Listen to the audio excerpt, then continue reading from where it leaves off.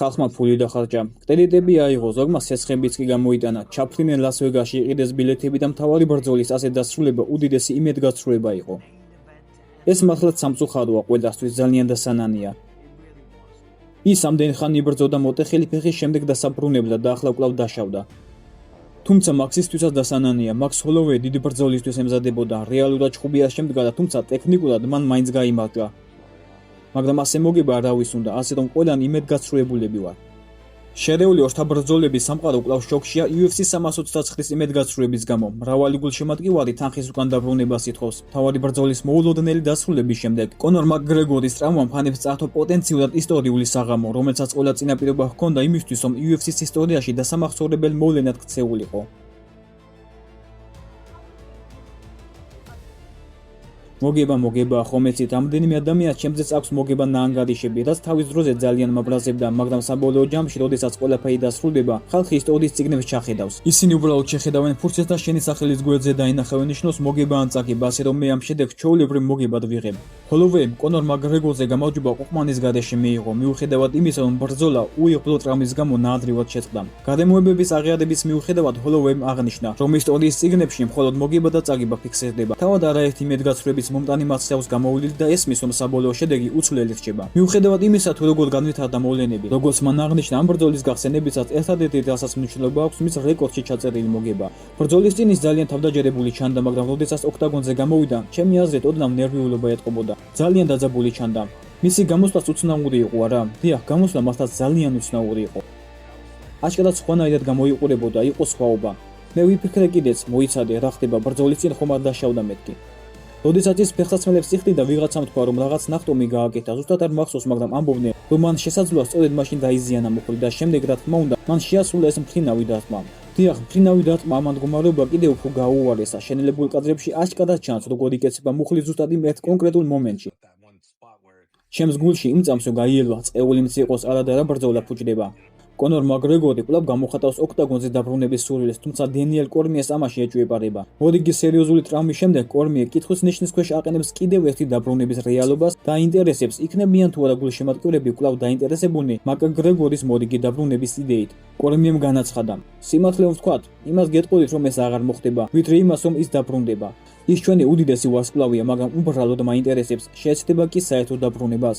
დაიჯერებს ამას ხალხი კიდევ ერთხელ და მოუნდება თუ არა კონორ მაკგრეგორის ოქტაგონზე კიდევ ერთხელ ხილვა. ამის საპირისპიროდ ხავიერ მენდესმა ახლახან პატივისცემა გამოხატა კონორ მაკგრეგორის მიმართ და აღიარა, ის თავდადება, რაც 5 წლიანი პაუზის შემდეგ ოქტაგონზე დასაბრუნებლად იყო საჭირო. მიუხედავად იმისა, რომ მენდესმა აღიარა, რომ ბრძოლის მიღმა ყოველთვის არ ეთანხმებოდა მაკგრეგორს, მან უდიდესი პატივისცემა გამოხატა მის მიმართ, როგორც მე ბრძოლის მიმართ. მენდესმა მაკგრეგორის ტრავმა სასტიკი დასასრული უწოდა. დასასრული, რომელსაც ასეთი ნამდვილი სპორტსმენი არ იმსახურებს. ღმერთო ჩემო, მაქსმა ახლახან გიჟური ჰონორარი მიიღო, თუმცა მაქსისთვის ის არის დასანანი, რომ მის კარიერაში ერთ-ერთი ყველაზე შთამბეჭდავი საწრფენო ბანაკი ჰქონდა. ეს იყო ყველაზე დიდი თანხა, რაც კი ოდესმე გამოუმუშავებია და მან ეს ფული აიღო, მაგრამ ამ დროს თითქმის დანაშაულის გრძნობა გეუფლება. მსგავსი რამ მოხდა პედის შემთხვევაშიც. პედი გამოვიდა მეტოქე მახრჩობელათი დაამარცხა და ეს შესანიშნავად გამოიყურებოდა, მაგრამ მაინც თითქოს უხერხულობის გრძნობა გაქვს. რადგან თავად დაშავებულ ხარ, ხელები არ გტკივა, სახი არ გტკივა, არაფერი გტკივა. ფიქრობ მაქსი ახლა ფიქრობს, ეს რა ჯანდაბა მოხდა. მაქსის ადგილას მე ზუსტად ასე ვიქნებოდი. დაწმუნებული ვარ, მადლიერი ხარ და ლოცვილი ხარ, ყველაფერი შესანიშნავადაა, მაგრამ შენ ვერ შეძელი იქ გასვლა და იმის გაკეთება, რაც გიყვარს. ვერ გამოხვედი რომ გეჩვენებინა, ვერ აჩვენე სამყაროს თუ რამდენად კარგი ხარ. ბრძოლა კარგად დაიწყო, ისე ჩანდა რომ ის გამოვიდა და ეს დარტყმა შეასრულა. კონორი რომ შეზღუდული ყოფილიყო ან ბრძოლის წინ მუხლის ტკენოდა, ის გამოვიდოდა და ამ დარტყმას უბრალოდ არ შეასრულებდა. შენ უბრალოდ არ გამოდიხარ, არ ახტები იმ ფეხით და არეშვები მეორე მუხლზე, რომელიც ისედაც დაზიანებულია. მათთვის ვინც ამბობს, რომ კონორს მუხლი მანამდე სტკიოდა, ეს სასაცილოდ ჟღერს. ჩემთვის ეს უბრალოდ საბედისწერო შემთხვევას ჰგავდა. სამწუხაროდ ასეთი უცნაური ტრავმები ხდება ხოლმე და ეს მოხდა ყველაზე დიდ აბსოლუტურად გიჟურ ქარზე და ყველა დროის ყველაზე გიჟურ დაბრუნებაზე. მოულოდნელი რაღაცები ხდება და აშკარაა რომ აქაც ეს მოხდა.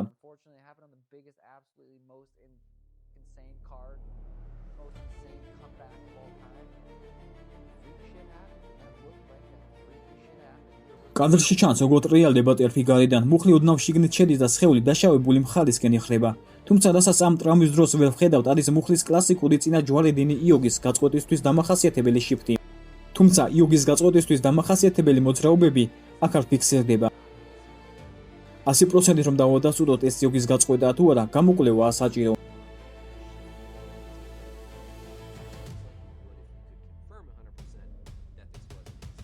ხავიერ მენდესის თქმით, კონორ მაკგრეგორი იმსახურებდა შანსს, გამარჯვება ან დამარცხება საკუთარი ძალებით მოეპოვებინა და არა ბრძოლა ტრამვის გამო შეწყვეტილიყო.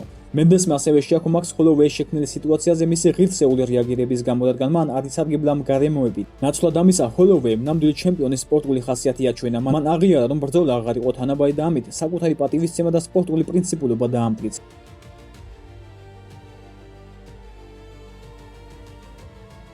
დაშავდა ის ბრძოლის დროს, რა არის თქვენი საბოლოო მოსაზრება იმაზე, თუ რა დაემართა კონორ მაკგრეგორს და მის მუხლს? როდესაც ხედავ მებრძოლს, რომელიც 5 წლიანი პაუზის შემდეგ ასე ბევრს და თავდაუზოგავად ვარჯიშობდა, ბრუნდება და მსგავსი რამე ემართება, ადამიანს გული უნდა დაგეწვას მის გამო. შემიძლია ვთქვა, რომ ხანდახან მე ის როგორც პიროვნება არ მომწონს, მაგრამ პატივი უნდა ვცე იმას, თუ რა დონის მებრძოლია. მისი ასე წასვლა ოქტაგონიდან არ არის ის ფორმა, როგორცაც ვინმეს ვუსურვებდი.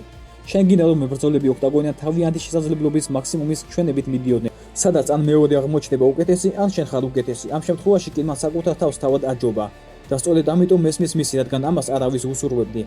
ის იმსახურებდა ან გაემარჯვა ან დამარცხებულიყო მაგთან ბრძოლაში. ეს იყო გზა, როგორც უნდა დასრულებულიყო.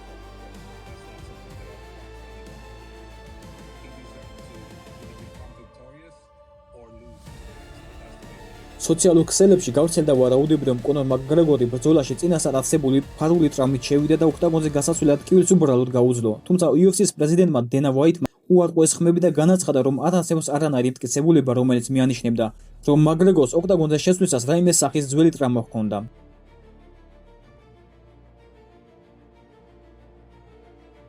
როგორც ჩანს, მას ფეხსაც მიჩას მას გაუჭიდა. შეიძლებოდა ბრძოლამდე ყოფილიყო დაშავებული. წარმოდგენა არ მაქვს, ეს არ ვიცი. პრესკონფერენციის დღეს ის უკანა ოთახიდან გამოქანდა. პირდაპირ მასთან მიიჭრა, მკვეთრად გაჩერდა და თვალებში ჩახედა. ისინი შუბლებითაც კი მიებჯიდნენ ერთმანეთს. უბრალოდ ვფიქრობ, ხომ არ მოხდა რაიმე ბოლო 24 საათის განმავლობაში. თავად ბრძოლის მიმდინარეობისას მე ეს ვერ შევამჩნიე. ზუსტად ვერ გეტყვით, მაგრამ ექიმები მებრძოლებს ჩხუბის წინ ყოველთვის ამოწმებენ. პრესკონფერენციაზე ის შესანიშნავად გამოიყურებოდა, აწონებებზეც კარგად იყო.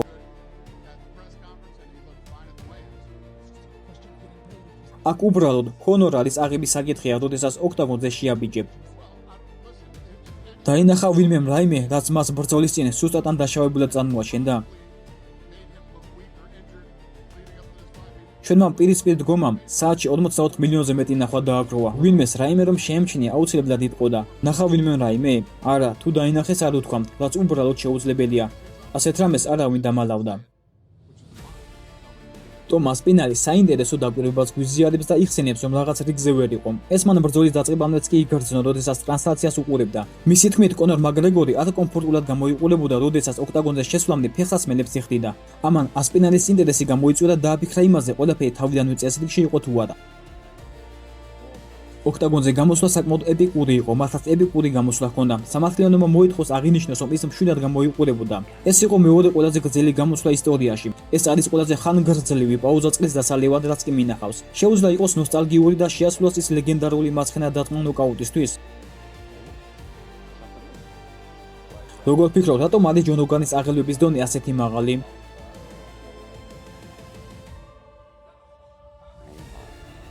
ჰეი მაიკ, ვინ იცის რას მოიმოქმედებს ის? ინტერნეტში გავრცელებული ხმების ფონზე NFL-ის ვარსკვლავი მაქს კროსბი ბრძოლის შემდეგ პირადად დაუკავშირა კონორ მაკგრეგორის ბანაკთან დაახლოებულ პირს. კროსბი ადასტურებს, რომ ის დააწმუნეს ინფორმაციას წინასწარ არსებული ტრამვის შესახებ სრული სისხლე იყო. წყაროები ამტკიცებენ, რომ მაკგრეგორი ბრძოლაში სრულიად ჯანმრთელი შევიდა, სანამ ეს უიღბლო შემთხვევა მოხდებოდა. გუშინ UFC-ზე ბრძოლას ესწრებოდი? დიახ ზმაო, სიმართლე გითხრათ, ჩემს ბიჭებთან ერთად ვიყავი. მანქანით წამოვიდით იქიდან. გზაში ყველანი ვამბობდით, ჯანდაბა, ეს რა მოხდა? ამ ადამიანის გამო გული მტკივა. წარმოიდგინე, ამდენი ხანი თავდაუზოგავად შრომობდე. ეს მისთვის თითქმის სუპერბოულის ტორფასი იყო. ზმაო, ეს მისთვის სიცოცხლისა და სიკვდილის საკითხებით იყო. 5 წელი ზმაო და გამოდიხარ იქ და მუხლის იოგს იწვეთ. უბრალოდ არ მესიმ სატომ გამოვიდა და პირველივე წამებზე ეს გიჟური დარტყმა შეასრულა. ძალიან დასანანია. ახლა კი ინტერნეტი ისეთი სულელური გახდა. ყველანი აზიარებენ კადრებს და ამბობენ, რომ ის ოქტაგონზე გამოსვლამდეც დაშავებული იყო, თუმცა ამბობდა, რომ არ იყო. ის არ ყოფილა დაშავებული ზმაო, ის ვაჯიშობს ჩემს ნაცნობ ტიმ გროვერთან. ტიმი ავაჯიშებდა კობი ბრაიანს და მაიკლ ჯორდანს. მე თავად უკვე რამოდენიმე წელია ტიმთან მუშაობ, ამიტომ მას პირადად მივწერე. მისმენე, ვიცი რომ დაკავებული ხარ. ალბათ იფიქრა. კიდევ ერთი, ეს ვინ არისო, მაგრამ ვთხოვე, უბრალოდ ამ კითხვას უპასუხე. იყო თუ არა ის დაშავებული ბრძოლამდე? მან მიმპასუხა, აბსოლუტურად არა. ასე რომ ეს სრული სისულელია და ჩვენ ახლა ვაბათილებთ ამ ჭორებს მის შესახებ. ასპინაცომ დაუბრუნდეთ, მან გამოხატა შოკი ამ კოშმარის ხილვის გამო, როდესაც კონორ მაკგრეგორმა ბრძოლის დაწყებიდან სულ რამოდენიმე წამში უმძიმესი ტრავმა მიიღო. ასპინალმა მთელ ამ სიტუაციას გულდასაწყვეტი უწოდა, მით უმეტეს ასეთი მოლოდინის შემდეგ. მან იუმორისტულად აღნიშნა ჯო როგანის მიერ ტრამის მყისიერი დიაგნოზი და გაიცინა, რომ როგანს თითქოს მაგნიტორეზონანსული ტომოგრაფიის მხედველობა აქვს. თუმცა ასპინალი მალევე სერიოზულ ტონზე გადავიდა და თანაგრძნობა გამოხატა კონორ მაკგრეგორის მიმართ, რომელსაც მოუწია გამკლავებოდა ამ ტრამას იმედგაცრუებული პუბლიკის წინაშე, ასეთი ხანგრძლივი და ნანატრი დაბრუნების შემდეგ. ეს ძალიან სამწუხაროა რა, ჯო როგანმა თქვა, რომ ეს წინა ჯვარედინი იოგია, ასე რომ ნამდვილად ეგ იქნება. მას უბრალოდ აქვს რაღაც მაგნიტორეზონანსული ტომოგრაფიის მხედველობა, რომელთაც შეუძლია მუხლის შიგნით ჩაიხედოს და დიაგნოზი ეგრევე დასვას. საშინელებაა ეს ყველაფერი. დიახ, მძიმე მოსამზადებელი პერიოდი იყო და შემდეგ ცხადი აღმოჩნდა ისეთ სიტუაციაში, როდესაც გულშემატკივრები გაღიზიანებულები არიან. მას ალბათ იმ წამსვე იქიდან გაცლა უნდოდა. მე მეგონა უბრალოდ ფეხი აუწურდა, მას უბრალოდ წასვლა უნდოდა იქიდან. მე თავად მქონდა მუხლის ტრამა ოქტაგონზე და ეს საშინელება. მოდით გამეორება ვნახოთ. აი, როდესაც ის ნაბიჯს დგამს წინ, დააკვირდით ამას, ის დგამს ნაბიჯს. ახლა დააკვირდით მის მარჯვენა ფეხს. აბიჯებს და ზუსტად აქ ხდება ეს. აშკარად ჩანს, რომ მუხლზე დააწვა. მე მეგონა უბრალოდ ფეხი აუწურდა. შენც ასე გეგონა? იმიტომ რომ ის დატკმაზე მიდიოდა. ბისპინგმაც შეაჯამა კონორ მაკგრეგორის გამორჩეული კარიერა, შეაქო მისი უდიდესი გავლენა ამ სპორტზე და აღნიშნა ის აშკარა მუხტი, რომელიც მის ნანად დაბრუნებას ახლადან. მან აღნიშნა, რომ ფუძლიანი პაუზის შემდეგ მოლოდინი ლას ვეგასში პიკს აღწევდა, რამაც ეს გულდასაწყვეტი ტრამა კიდევ უფრო დამანგრეველი გახადა. ბისპინგმა დაამატა, რომ მსგავსი მომენტები არის მკაცრი შეხსენება იმისა, თუ რამდენად დაუნდობელი შეიძლება იყოს MMA, სადაც ყველაფერი შეიძლება წამებში შეიცვალოს. მაკგრეგორს საოცარი კარიერა ჰქონდა, ისაც მან ამ სპორტისთვის გააკეთა მართლაც წარმოუდგენელია. ამ კვირაში ლას ვეგასში ნამდვილი ციებ-ცხელება იყო, გიჟური ატმოსფერო. ამდენი ხნის შემდეგ ფეხის მოტეხვიდან 5 წლის შემდეგ კონორ მაკგრეგორის დაბრუნების მოლოდინი უმაღლეს ნიშნულზე იყო.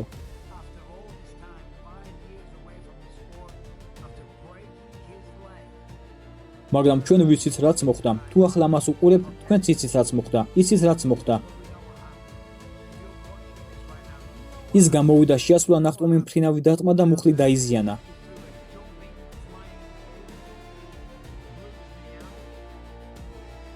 ეს ალბათ წინა ჯვარედინი იოგია, ან შეიძლება მენიცკიც. რის თქმაც მინდა არის ის, რომ ეს სპორტი ძალიან დაუნდობელია. ამაზრს აზიარებს მაიკლ ბისპინგი და მოვლენას MMA-ის ისტორიაში ერთ-ერთ ყველაზე გულდასაწყვეტ საოცარ დაბრუნების მცდელობად აფასებს. მან ხაზი გაუსვა კონორ მაკგრეგორის მოტივირებულ და მონდომებულ დაბრუნებას და აღნიშნა, რომ ბრძოლა ფაქტობრივად რამოდენიმე წამში დასრულდა. მას შემდეგ რაც ალმატებელმა მფრინავა დატმა მუხლის უძიმესი ტრამა გამოიწვია. ბისპინგმა ასევე შეაქო მაქს ჰოლოვეი იმის გამო, რომ მან მაშინვე შეამჩნია პრობლემა და სადარე ფეთის გაფრთხილება. მან ამ მოვლენების თანმიმდევრობას უწოდა ტრაგიკული დასასრული სპორტის ისტორიაში ერთ-ერთი ყველაზე ნანატრი დაბრუნებისა. კონორ მაკგრეგორი 5 წლის შემდეგ დაბრუნდა და ინტერესის დიდი იყო. გულშემატკივრებს წყუროდათ ეს ბრძოლა და დარწმუნებული ვარ, თავად კონორ მაკგრეგორსაც უდიდესი мотиваცია ჰქონდა. თუმცა ყველაფერს სულ რაღაც 15 წამი დასჭირდა. 15 წამი სულ ეს იყო.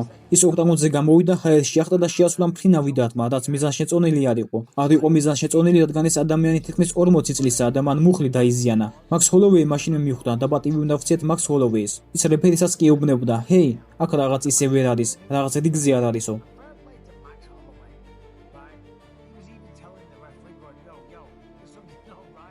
ნებისმიერ შემთხვევაში ეს მოხდა. ყველაფერი დასრულდა. კონორ მაკგრეგორი 5 წლის შემდეგ დაბრუნდა. წააგო ბრძოლა და ეს დასანანია. მართლაც ძალიან დასანანია.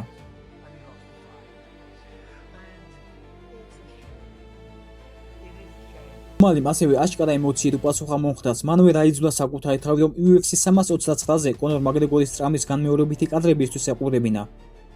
ომალიმ აღნიშნა, რომ ამ მომენტის ყურება ძალიან მძიმე იყო, ამიტომ ეკრანის ყურებას ტელევიზორის გამოთვლა ამჯობინა, რათა არ ეხილა როგორ განიცდის მაკგრეგორი კარიერაში კიდევ ერთ დამანგრეველ დარტყმას. ღმერთო ჩემო არა, ამას ვერ ვუყურებ. წარმოიდგინეთ, რამხელა წნეხია შემდეგ ბრძოლაში შესვლისას. ვერ ვუყურებ, თვალებს ვხუჭავ, რადგან ეკრანზე აჩვენებენ. წარმოიდგინეთ ეს წნეხი, მაქსი ამბობდა: ღმერთო, მოაშორეთ, ნუ მიჩვენებთ ამ ნაგავს. არ შემიძლია მის ნახვა, არ შემიძლია, უბრალოდ გამორთეთ. მაქსი ამბობდა, კონორისა და მაქსის მესამე ბრძოლა დეკემბერშია, თუ რაღაც მსგავსი სიზულელე, მაგრამ ის ხომ სრულიად განადგურებულია. ის ახლო მომავალში ნამდვილად ვერ იჭუბებს. არ მინდა ამის თქმა, მაგრამ შესაძლოა მან საერთოდ ვეღარას დროს იჭუბოს. ვერ ვიტყვი ამას, არ ვაპირებ თქმას, უას ვამბობ ამის თქმაზე. დენ ჰუგელს მიაჩნია, რომ კონორ მაკგრეგორი შესაძლოა კარიერის კრიტიკულ წერტილამდე მივიდა, სადაც MMA-ის ფიზიკური მოთხოვნები მის სხეულისთვის უკვე ზედმეტია. ჰუკერის თქმით, განმეორებითი ტრამვების ეფექტმა სერიოზული კვალი დატოვა, რის გამოც ის მაკგრეგორს ურჩევს კარიერის დასრულება კრივში განიხილოს. სპორტში, რომელიც ფიზიკურად ნაკლებად გამქაცველია, თუმცა მაინც თავაზობს სოლიდურ ფინანსურ ანაზღაურებას.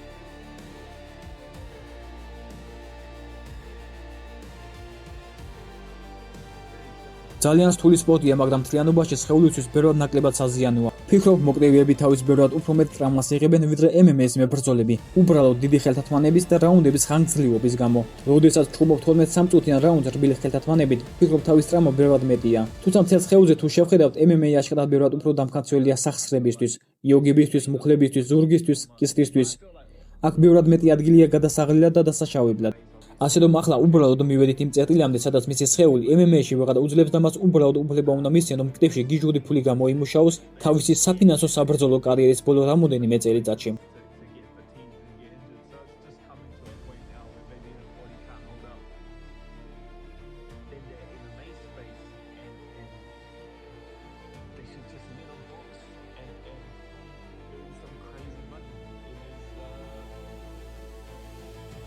ძალიან გამოწვეული პირველი მედგაცრუების მიღმა ზოგიერთებმა ერთი ნაბიჯით უკან დაიხიეს, რათა საერთო სურათი უფრო ფართოდ შეეფასებინათ. ენდრიუ ტეიტი კონორ მაგრეგორის დასასავად გამოვიდა და გულშემატკივრებს შეახსენა, რომ ერთმა მძიმე საღამომ არ უნდა დაჩრდილოს ის ლეგენდარული კარიერა, რომელიც მან შექმნა. ტეიტის თქმით, მაგრეგორმა უკვე დაიმკვიდრა ადგილი სპორტის ყველა დროის საუკეთესოებს შორის და ეს მემკვიდრეობა მხოლოდ ერთი კონკრეტული წარუმატებლობით არ უნდა განისაზღვროს. ადამიანის ცხოვრებაში სულ რამოდენიმე წელი არსებობს პერიოდი, როდესაც მას გლობალურად პატივს სცემენ და მისი ეშინიათ. ასე რომ ვინმეზე სიცილი იმის გამო, რომ მას აღარ შეუძლია საქმის ისე კეთება, როგორც ამას ადრე აკეთებდა, სინამდვილეში ვერაფრით დააკნინებს იმ მიღწევას, რომელიც მათ უკვე სამუდამოდ ჩაწერეს ისტორიაში. ეს არაფერს ცვლის. კაცობრიობის ისტორიაში იყო პერიოდი, როდესაც ამ პლანეტაზე აბსოლუტურად ყველა ადამიანი პატივს სცემდა და უფრთხოდა კონორ მაგრეგორს. და იყო პერიოდი, როდესაც ამ პლანეტაზე ყველა იცნობდა და განხილვდა სახელს Top G. და ამას ვინც არ უნდა რაიმე სცადოს, ვერ ამის შეცვლის. UFC 329-ის უახლესი ღონისძიება გულდასაწყვეტი დასასრული დაიხურა. ახლა ბევრის გონებაში მთავარი კითხვა ისაა, უნდა იფიქროს თუ არა კონორ მაგრეგორმა კიდევ ერთ დაბრუნებაზე, თუ დადგა დრო, რომ თავის კარიერის ეს თავის სამუდამო დახუროს. ამ MMA-ის ლეგენდის მომავალზე აზრი ორად იყოფა, რაც გულშემატკივრებში დღემდე აქტიურ დებატებს იწვევს.